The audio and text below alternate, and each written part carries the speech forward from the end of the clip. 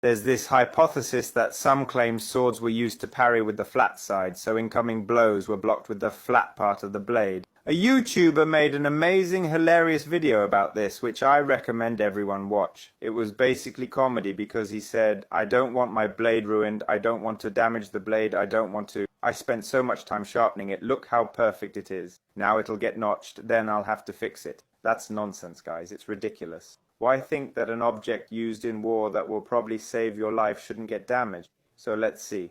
A strike is coming, so I'll block it flat. I have to do this, I have to do this. No, do you see a strike coming at you?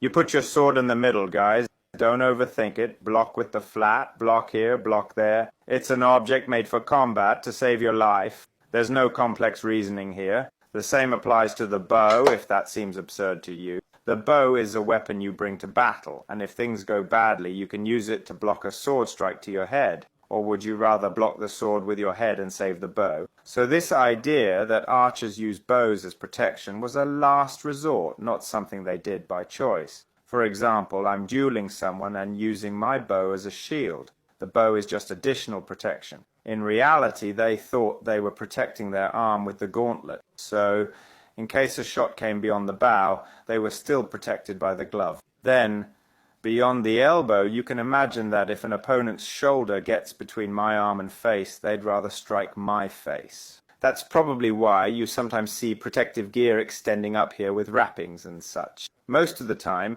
the protection only goes up to the elbow. If everyone had thought that bows were used to parry blows, I certainly wouldn't have been the first to come up with this somewhat crazy idea.